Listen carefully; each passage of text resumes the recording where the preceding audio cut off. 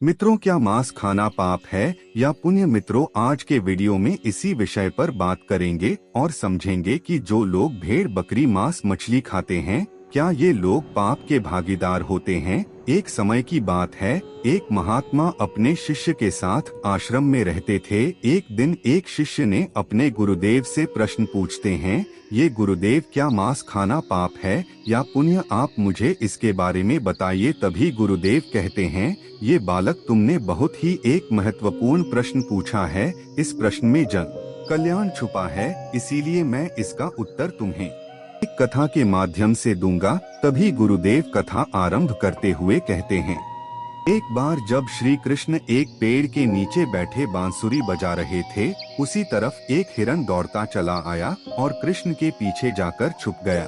हिरन बहुत ही घबराया हुआ था। भगवान श्री कृष्ण ने उसके सिर पर हाथ फेरते हुए कहा, क्या हुआ? तुम क्यों छुप रहे हो? तभी वहाँ हिरण का पीछा करते हुए एक शिकारी भी वहाँ पहुँच जाता है और कृष्ण से बोला, यह मेरा शिकार है, इसे मुझे दे दो, इस पर केवल मेरा अधिकार है। तभी भगवान श्री कृष्ण कहते हैं, हर जीवित जीव पर केवल उसका खुद का अधिकार होता है, न कि किसी का। तब वह शिकारी क्रोध में बोला, यह मेरा शिकार है, इसे मारकर इसका मांस पकाकर खाऊंगा। उसके बाद श्री कृष्ण कहते हैं, किसी भी जीव को मारकर खाना पाप की श्रेणी में आता है। क्या तुम पाप के भागी बनना चाहते हो? और शिकारी को कृष्ण समझाते हुए कहते हैं, क्या तुम्हें पता नहीं, मांसाहारी पाप के श्रेणी में आता है? तभी वह शिकारी कहता है, मैं तुम्हारे जितना ज्ञानी तो नहीं हूँ, लेकिन इतना मैं जानता हूँ कि जीव को मारकर खाना, इसमें कोई पाप नहीं है, और वैसे भी मैं इसको मारकर नीच योनि से मुक्ति दिलाकर पुण्य ही कमा रहा हूँ। फिर इस पर पाबंदी क्यों? जहाँ तक मैंने सुना है, जीव हत्या तो शास्त्रों में भी बताया गया है। जहाँ तक मैं जानता हूँ, राजा लोग शिकार किया करते थे। तभी शिकारी भगवान श्री कृष्ण ने पूछते हैं, आप ही बताइए, मांसाहार पुण्य है या पाप? तब भगवान श्री कृष्ण समझ गए कि इसकी बुद्धि मांस खाने के कारण तामसिक हो गई है और उसने सोचने और समझने की बुद्धि भी खो दी है। फिर भगवान श्री कृष्ण बोले, तुम्हें मैं एक कथा सुनाता हूँ, उसके बाद मैं तुम्हें उत्तर दूंगी। भगवान श्री कृष्ण ने अपनी कथा आरंभ करते हुए कहते हैं, एक बार मगध में खाद्य संकट खड़ा हो गया तो अन्न का उत्पादन कम रहा। राजा को चिंता हुई कि यदि इस समस्या का समाधान नहीं किया गया तो बचा हुआ अनाज भी खत्म हो जाएगा। तभी राजा ने एक सभा बुलाई और सभी मंत्रियों से कहा, देश की खाद्य समस्या को सुलझाने के लिए सबसे सस्ती वस्तु क्या है? सभी मंत्रीगण सोच में पड़ गए। चावल, गेहूं, आलू, इन सभी पदार्थों को उगाने के लिए बहुत श्रम करना पड़ता है। तभी शिकार का शौक रखने वाले एक मंत्री ने सोचा कि यही अच्छा मौका है, क्यों न अंधाधुंध शिकार के लिए राजा की अनुमति ले ली जाए। उसने सभा में कहा कि सबसे सस्ता खाद्य पदार्थ मांस है, इसके लिए धन का खर्च भी नहीं है और पौष्टिक खाना भी बनता है।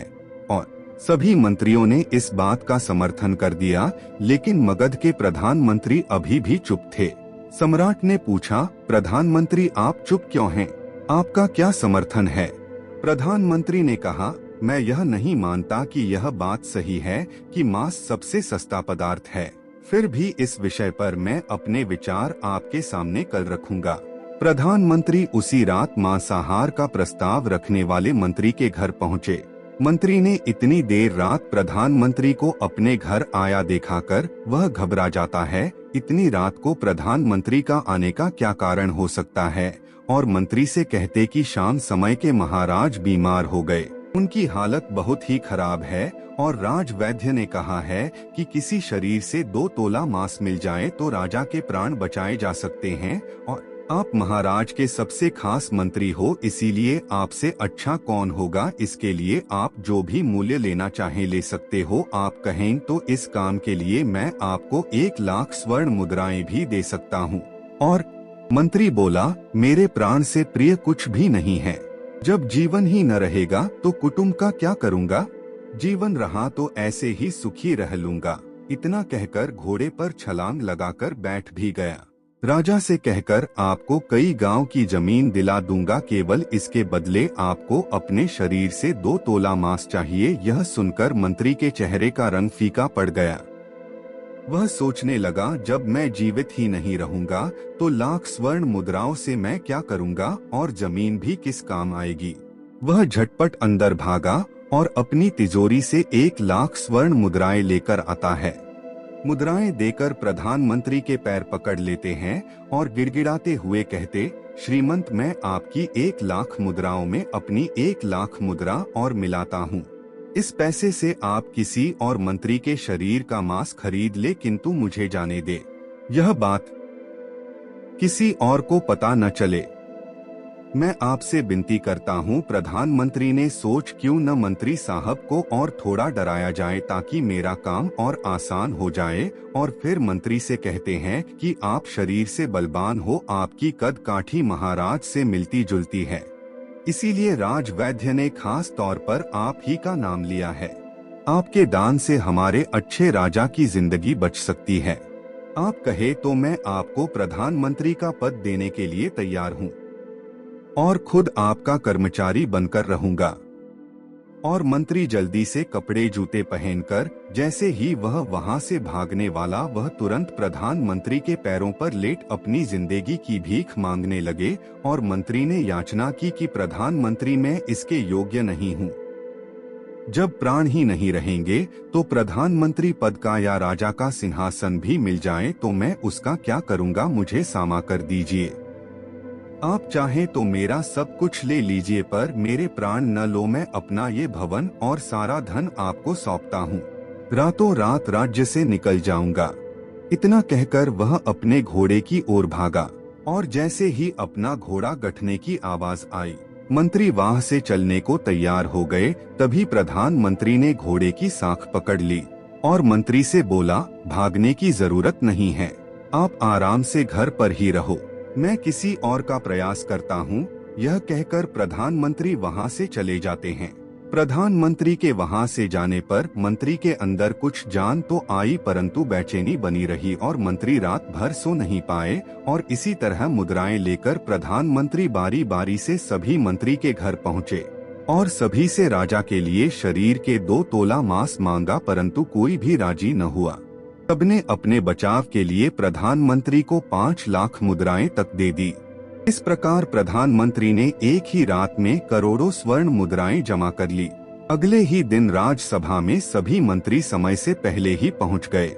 सभी यह जानना चाहते थे कि राजा स्वस्थ है कि नहीं, लेकिन कोई भी किसी से कुछ भी नहीं बोल रहा था। सभी मंत्री राज वैद्य को ढूंढकर वैद्य से पूछना चाहते थे कि आखिर राजा को क्या हुआ था, लेकिन प्रधानमंत्री ने सैनिकों को आज्ञा दे रखी थी कि जब तक महाराज राजसभा में न आए तब तक किसी भी मंत्री को भी महल से बाहर जाने न दे।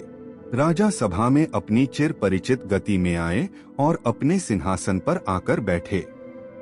सभी ने देखा कहीं से भी राजा उन्हें अस्वस्थ नहीं लग रहे हैं, ऐसा उन्हें तो कुछ हुआ ही न। हर मंत्री के मन में यही विचार चल रहा था, पर कोई भी किसी और को कुछ भी न बोल रहा था। तभी प्रधानमंत्री ने राजा के समक्ष 1 करोड़ स्वर्ण मुद्राएं रख दी। राजा ने पूछा, ये स्वर्ण मुद्राएं किसके लिए है और कहां से आई है? क्षमा चाहता हूँ महाराज, मैंने एक योजना बनाया था। महाराज 2 तोले मांस के लिए इतनी धनराशि जुटाई है, पर मांस न मिला। अपनी जान बचाने के लिए मंत्री ने यह मुद्राएं दी हैं। अब आप यह विचार कीजिए मांस कितना सस्ता है। और राजा को प्रधानमंत्री की सारी योजनाएं समझ में आ गई। उन्होंने प्रजा को अतिरिक्त परिश्रम करने का निवेदन किया और राजा के अनाज भंडार में से अनाज निकालकर श्रमिकों को दिया गया। उन्होंने पौष्टिक सब्जियों की खेती का तुरंत आदेश दिया। वह 1 करोड़ स्वर्ण मुद्राएं इसी कार्य के लिए और श्रमिकों के कल्याण के लिए खर्च की गई और से साग सब्जी तेजी से उगी, जिससे प्रजा का कल्याण भी हुआ और पौष्टिकता भी मिली। कुछ समय बाद मौसम अनुकूल हुआ और खेती लहलहाने लगी। इस प्रकार राज्य से खाद्य संकट दूर हुआ। तो मित्रों, भगवान श्री कृष्ण हमें इस कथा के जरिए समझाना चाहते हैं कि हम यह न भूलें कि जिस तरह हमें अपनी जान प्यारी है, उसी तरह सभी जीवों को अपनी जान प्रिय होती है। मित्रों, यह कथा यहीं पर समाप्त होती है। मित्रों, वीडियो अच्छा लगे तो कमेंट में जय श्री कृष्ण लिखना न भूले।